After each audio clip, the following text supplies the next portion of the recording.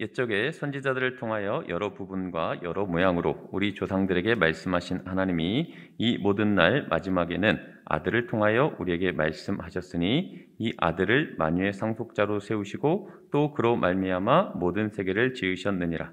이는 하나님의 영광의 광채시요 그 본체의 형상이시라. 그의 능력의 말씀으로 만물을 붙드시며 죄를 정결하게 하는 일을 하시고 높은 곳에 계신 지극히 크신 이의 우편에 앉으셨느니라. 아멘. 히브리서에는 저자나 수신자에 관한 언급이 없습니다. 그러나 유대교의 전통에 익숙한 자들을 향해 그것을 잘 알고 있는 자가 썼다는 사실은 잘 알 수 있습니다. 유대교의 뿌리를 두고 기독교로 개종한 사람들의 것이라는 것만 우리가 알고 있습니다. 우리는 그들에게 이 서신서를 써야만 했던 당시의 시대적인 상황을 알 필요가 있습니다. 이를 위해 우리는 유대인이 갖는 우월감과 배타성을 이해해야 합니다. 유대인의 배타성은 대단한 것으로 그들은 자기들만이 하나님의 선민이라고 믿고 있었습니다. 그런데 그들 중 어떤 이들이 기독교로 개종한 것입니다. 유대교에서는 기독교를 인정하지 않았습니다. 그들은 예수 그리스도를 메시아로 인정하지 않았습니다. 그들은 예수 그리스도를 선지자 중에 한 사람 정도로밖에 생각하지 않았습니다. 그래서 오늘날 다 아는 바와 같이 아직도 이스라엘은 메시아를 기다리고 있습니다. 그들은 메시아가 순환자의 모습으로 오지 않고 정복자의 모습으로 올 거라고 기대하고 있기 때문입니다. 당시에는 유대교가 훨씬 큰 세력이었고 그중 일부 개종자가 기독교로 들어온 것이기 때문에 유대교에 깊이 젖어 있는 사회 속에서 기독교로 개종한 이들은 적지 않은 고난을 겪었습니다. 그들은 배타적인 유대 사회로부터 철저히 소외당했습니다. 그러나 그들이 큰 결심을 하고 바꾼 기독교는 어떤 현실적인 위로와 힘을 주지 못했습니다. 초대교회 교인들은 예수님께서 금방 다시 오실 것으로 예상했었습니다. 그런데 이 서신이 쓰여지기까지 주님께서 승천하시고 30년이 훨씬 흘렀는데도 다시 오시지도 않았고 다시 오실 것 같은 그런 징조도 보이지 않았습니다. 이와 같은 상황에서 갈등하고 고민하는 기독교로 개종한 유대인들을 대상으로 해서 이 히브리서가 쓰여지게 된 것입니다. 오늘날 이 히브리서가 현대 교인들에게 외면당하는 가장 두드러진 이유는 이 서신서에 등장하는 유대교를 뿌리로 한 구약의 많은 전문적인 내용들이 어렵게 느껴지기 때문입니다. 그것이 종종 오해되고 있는데 히브리서는 초대교회 당시의 기독교인들에게만 그 정황이 맞는 것이 아닙니다. 어느 시대 어느 사회에서나 기독교인들에게 꼭 들어맞는 정황이 계속해서 반복되고 있기 때문입니다. 유대인들이 유대교라는 뿌리에서 기독교로 개종하여 당시 사회로부터 외면당하는 고난을 겪었다면 지금도 역시 마찬가지입니다. 현대사회에서도 우리 모두는 하나님을 모르는 죄가 판치는 이 세상의 살벌함 속에서 모든 전통과 세력과 흐름을 습관화하면서 커가고 있습니다. 그 속에서 어느 날 예수님을 만나 하나님의 자녀가 되면 이전까지 살아온 사회와는 전혀 다른 가치관과 다른 내용, 다른 목적을 가진 사람으로 급변하게 되는 것입니다. 여러분이 예수를 믿으면 주변에서 그냥 내버려 두지 않습니다. 예수를 믿으면 가까이 있던 사람이 아우성을 치면서 반대를 하지요. 멀리서 반대하는 것이 아니라 가장 가까이 있는 사람이 반대하는 이유는 나의 삶의 모든 것이 변화했기 때문입니다.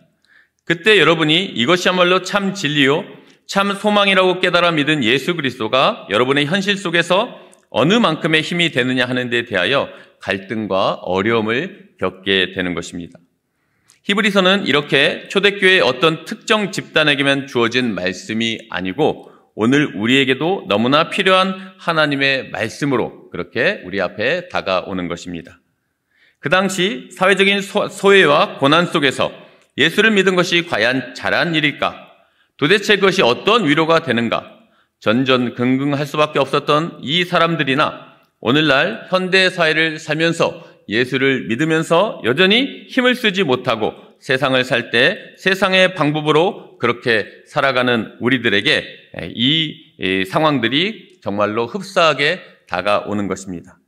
그러므로 이 히브리서에서 당시의 성도들에게 권면하고 확인하는 것을 우리도 정확히 이해하고 우리의 하나님의 말씀으로 힘을 삼아야 할 것입니다. 히브리서의 주제는 이렇습니다.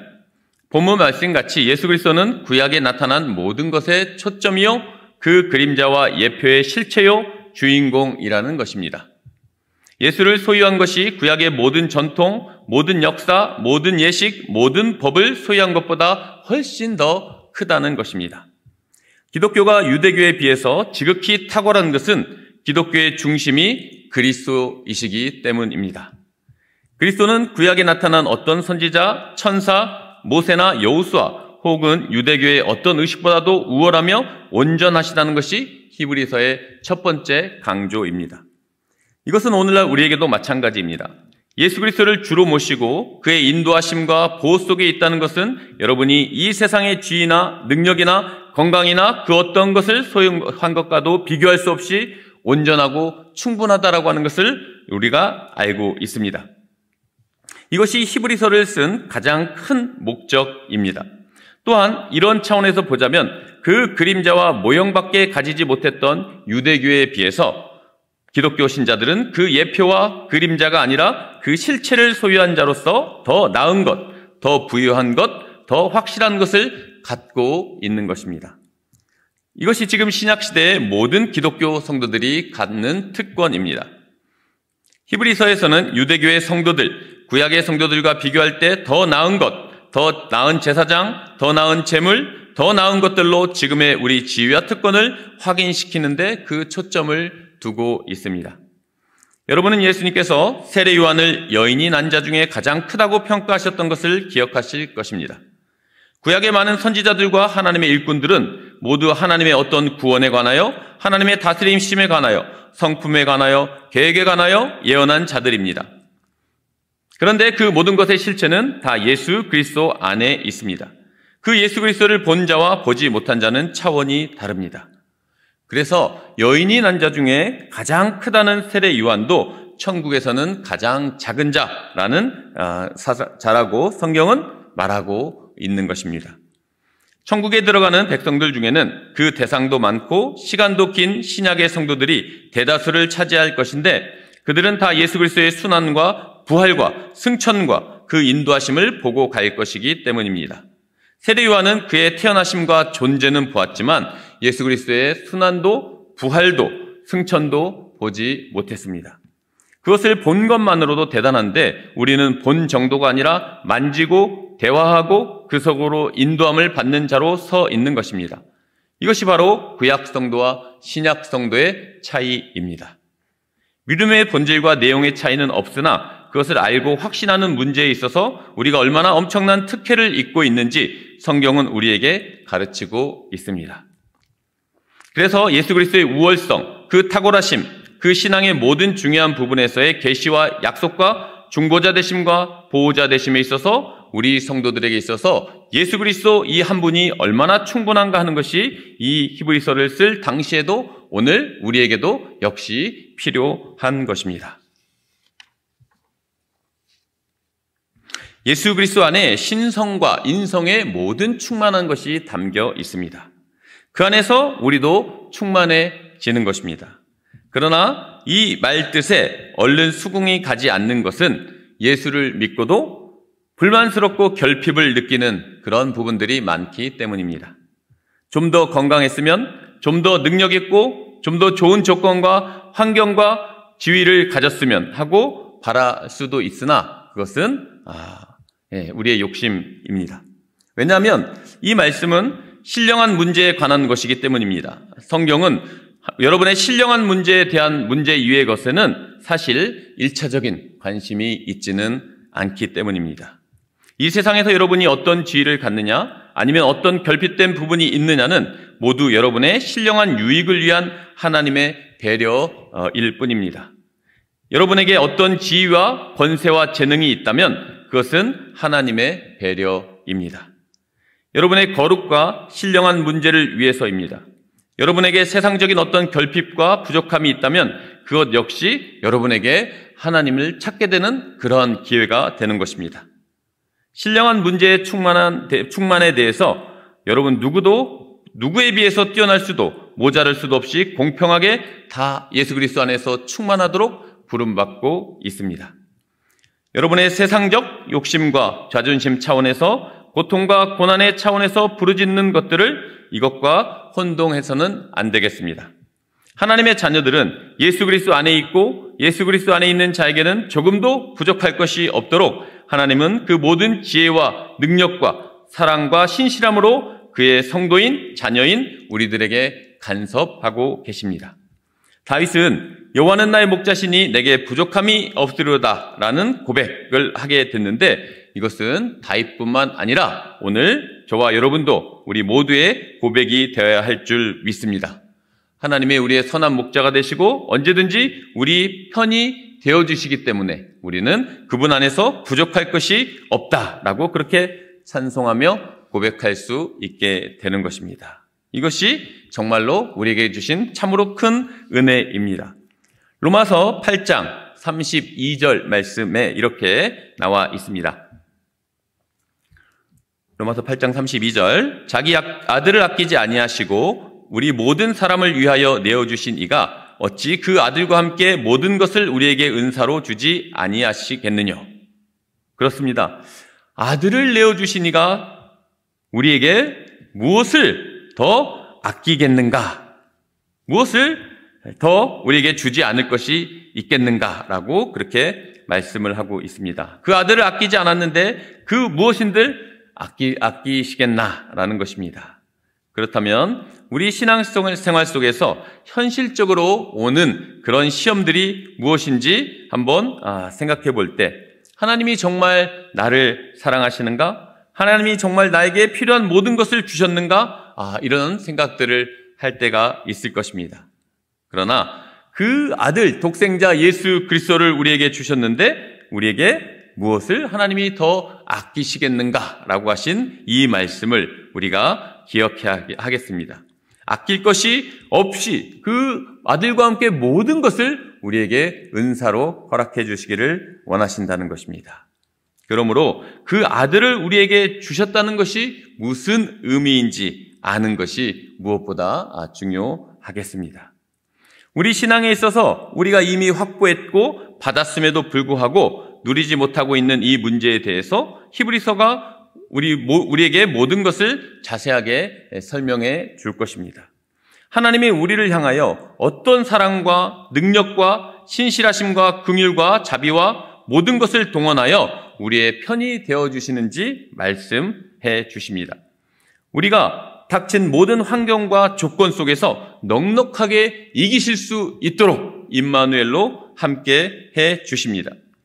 여러분은 이미 이것만으로도 하나님의 자녀가 되어서 예수 그리스도 안에 있다라고 하는 그 사실만으로도 우리에게 주님 한 분만으로 만족하고 기뻐할 수 있게 되는 줄 믿습니다.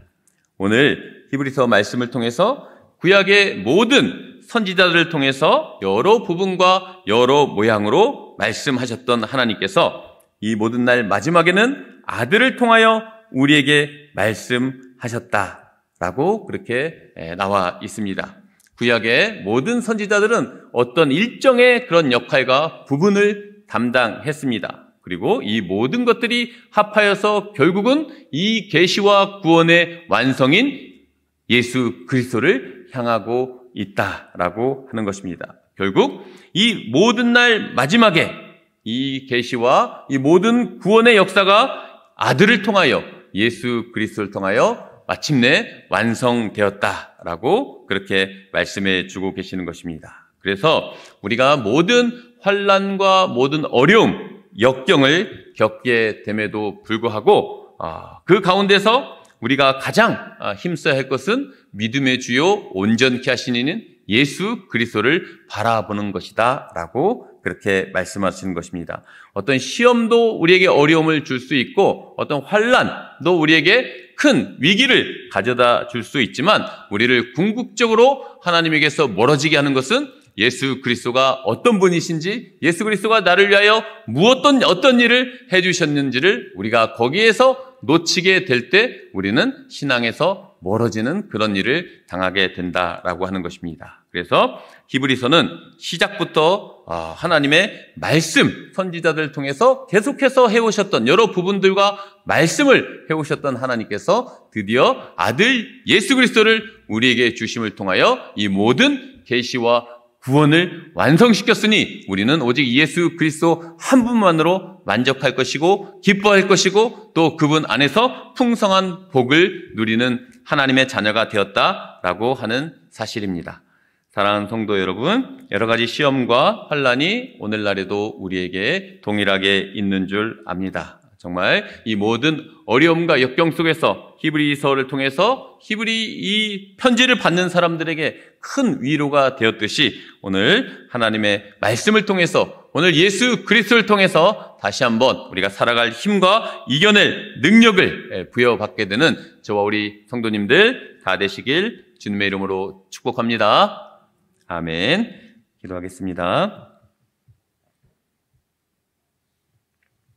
하나님 아버지 은혜를 감사합니다. 하나님께서 언제나 우리의 편이 되어주시고 우리의 도움과 능력이 되어주시는 줄 압니다. 정말 여러 부분과 여러 모양으로 말씀해 오신 하나님께서 드디어 아들을 통하여 우리에게 이 모든 계시를 완성하시고 구속을 또 궁극적으로 성취하신 것을 우리가 오늘 보았습니다.